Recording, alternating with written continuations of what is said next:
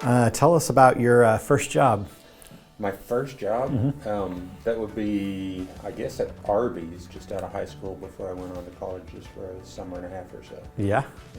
So you knew the answer to where's the beef? I worked the front line. I was too young to work the back, so I didn't. Oh, really. okay. It was on the tray when I served it. So. Okay. So did it like burn you out to Arby's? Do you ever go there now? I can't really say I went before. Oh, okay. We do occasionally, so no. Okay. So it burned me out. So you're good. Yeah.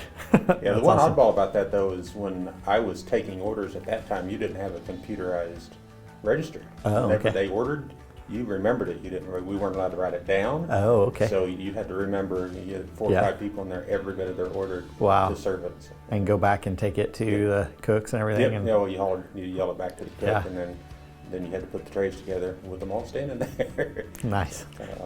Get it right. Yeah, absolutely. We talk about in premarital counseling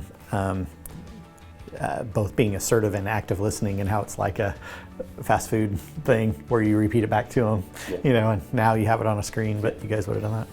Cool. Well, tell us your name, your wife's name, and then what ministry you oversee. My name is Shane Smith. My wife is Shannon. My wife for 29 years now, and the ministry I oversee is technology. Great. Cool. What is the purpose you see of your ministry? Well, it's this. Basically, what I do is the soundboard, a little bit on the video screens, and just taking care of that, assisting with the services, making sure that the sound is right and the video is there. And what's the importance of that for our church? Well, of course, it fills in the service. I mean, we don't right now. We don't have hymnals out, so if the words aren't there, people aren't singing. So, Yeah. and then making sure everybody can, of course, hear and see what they need to see and hear. Yeah. And if no one notices that you're there, If they don't notice me, that's perfect. It means I've done my job well, because I don't want them to hear squealing and the words not being on the screen. We don't want that to happen. Yeah. So it takes away from the service. so if everyone turns around and looks, then Yeah, something went wrong. Not good. Awesome. Well, what do you enjoy or appreciate the most about your ministry? A couple things. Of course, just being able to provide that. I mean, just being able to support the ministry. I'm not a get up front type of person anyway, so it's nice to be able to actually do something actively with it. And on top of that, just getting to be more friends with you and Brandon and the people that do participate. So Yeah. help them out. So. Well, we appreciate you guys participating even at practice, so that's good. So what challenges does it bring?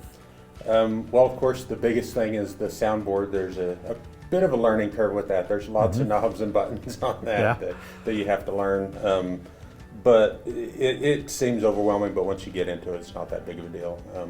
And then the other side of it is, of course, you want to stay current with the current trends, just being able to provide what's fresh for the congregation. So. Yeah.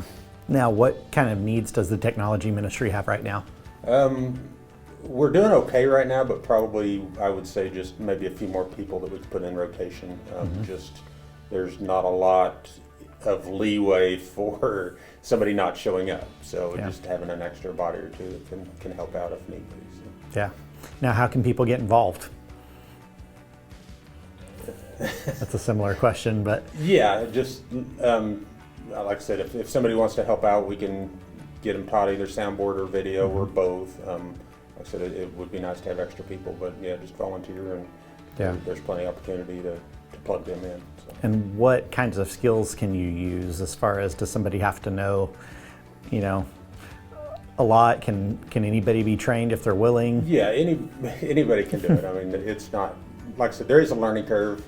We definitely wouldn't just say, here's how you do it, and throw you in and make you do it right off the bat. But we definitely help you out. And what I did for quite a while is just sit in with one of the other people and actually kind of follow along with what they're doing, and then also have your chance to sit at the soundboard and actually do it with somebody there with you to help you out. Make sure you're not going to make a major mistake. So.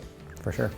and you being there on a Wednesday night gives you a chance to Yeah, and practice and enjoy. I do stick around for Wednesday night practices, so and I do get the extra opportunity to run the soundboard, so Yeah. that's helpful. And there, it doesn't matter if you mess up. So. True. As much anyway. True. So, Awesome. Well, thank you so much for what you do to serve our church. well, thank you guys for what you do. Yeah.